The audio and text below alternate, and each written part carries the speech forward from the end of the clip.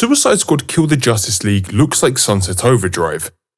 And I'm not mad about that. The first time I saw the reveal to Rocksteady's newest game, Suicide Squad Kill the Justice League's gameplay trailer, I thought to myself, I have seen this before. I just couldn't remember where. Where have I bloody seen this?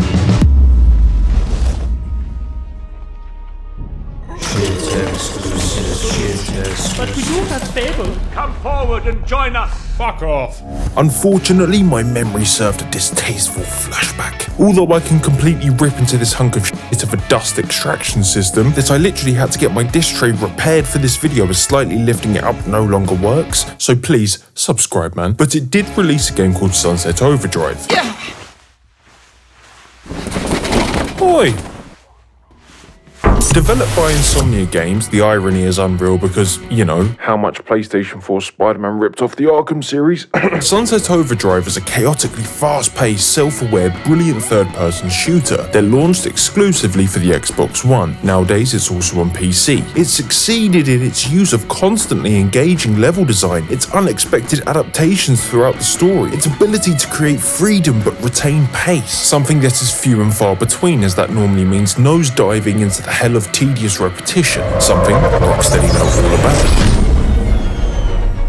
Let me preface this and add this fact before I whine. Rocksteady are easily in my top 3 developers of all time. Their work has taken me on adventures that seem too good to be true, ahead of their time, and in some areas completely mind-boggling with how they executed and juggled aspects of being able to create a Batman licensed game with fluidity, to then shit on all of that with the Batmobile. Arkham Knight dives straight into the vicious cycle of unnecessary repetition, whilst the balance in both Arkham Asylum and Arkham City are close to perfection for me. Arkham Knight at times felt like a blur. With the constant Batmobile, I felt like it completely glossed over the well-established playstyle of Batman, the closing adaptations of his abilities, which is single-handedly the most impressive out of Rocksteady's Arkham trilogy, to play the, hey, look what we managed to do with a big car. We have a destructible environment. Isn't that impressive? No, well, it would have been if it wasn't overdone. Repetition is something I as a player can't stand when it's rammed in my direction, but can accept it and understand it if it can be efficient, especially when you have solidified rules of physics and mechanics. The cyclical notion for the sake of a game's design is necessary until it drags the entire experience down. So to now be presented something that is a complete 180 from that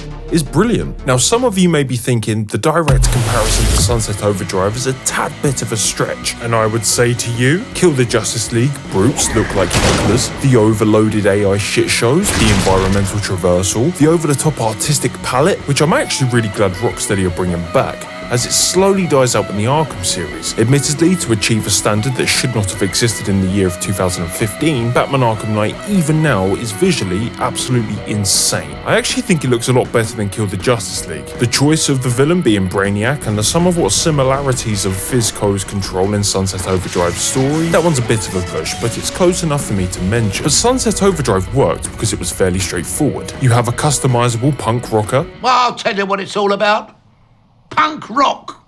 Punk rock? Yes, it's everywhere. You turn on the radio, punk rock. Right. You walk down the street, everywhere punk rockers. Everywhere. Character, and on you go with the story. The rules are set and the game's world broadens the experience through multiple objectives that didn't make me think I was constantly doing the same thing over and over again. Honestly, Sunset Overdrive was a lot of unexpected fun for me. Now my preference of games, something that if you have been subscribed to this channel for a minute will know, are single player games. They are the alpha in my brain. They are the only experiences that are worth me spending my money on. Character driven games are what I need. But Rocksteady need to juggle 4 playable characters: Harley Quinn, Captain Boomerang, Deadshot, and King Shark. When I get told I have the possibility to play as multiple characters, I ask myself why and when. Why do I need 4 characters other than crossing off playing as a single character? And when is each character going to be efficient for gameplay? Do they have strengths that individually cater towards specific design? Is their character needed in order to jump over a hurdle? But for me, the main driving point of Suicide Squad Kill the Justice League is its multiplayer feature, and that sort of eliminates those questions from the get-go.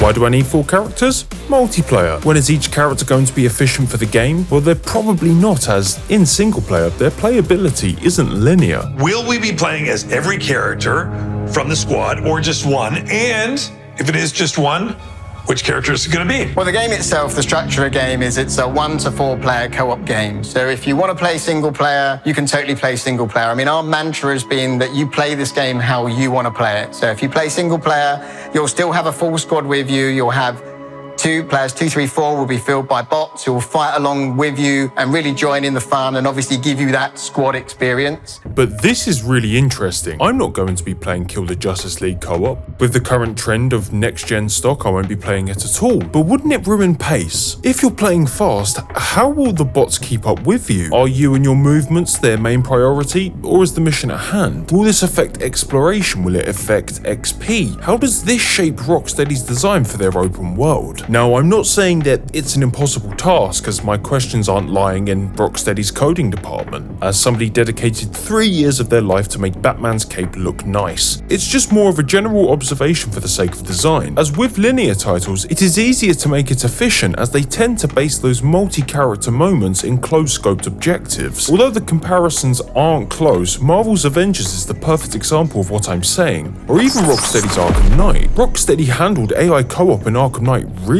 well, but in Arkham Knight they were never in an extremely exposed arena, so I'm really curious to see how Rocksteady attempt to pull it off, as from what I've heard and seen, it sounds and looks like something Rockstar would make, right? If you haven't seen my The Warriors video, I briefly spoke on Rockstar's open world game design, and how I'm not particularly a fan of it as they push and pull from linear to open in terms of their objectives. It ruins consistency for me, but talking of consistency... And in fact, this is a continuation of the Arkham verse, so a lot of the through threads and the storylines you're going to see come to fruition in this game. I want to get to the nitty-gritty with the characters we play as in Suicide Squad Kill the Justice League, as it has already pissed on a bunch of forms of continuity and canon, and I love me some continuity. But as of right now, it seems we need to eliminate Batman Assault on Arkham and the Batman Arkham Knight comics, because they're clearly no longer canon. For those who don't know, spoiler alert, in Batman Assault on Arkham, King Shark dies. And in the Arkham Knight comics, Captain Boomerang also dies, by the trigger finger of Deadshot as a matter of fact.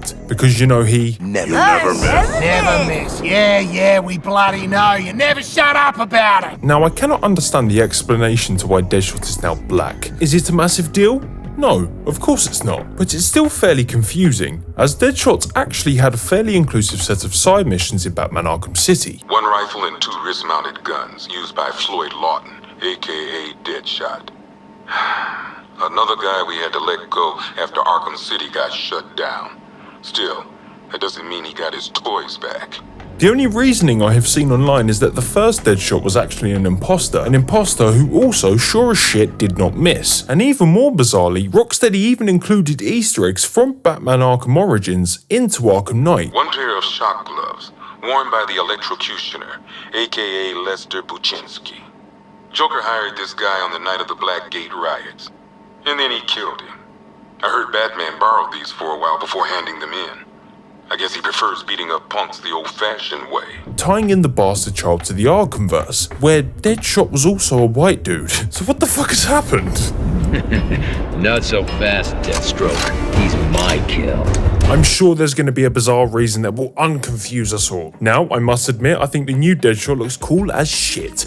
So we will just have to wait and see. But either way, I'm extremely excited to see what Rocksteady bring to the table with Suicide Squad Kill the Justice League. With what they have created so far as a studio, I'm sure it won't be a letdown. And we have some seriously killer games coming up. I'm well excited. Also, much respect for 500 subs on the channel. I don't even know 500 people. So let's keep creating cool stuff, man. If you're new around here, like, subscribe and all that good stuff. Look after yourselves. Much respect to you all.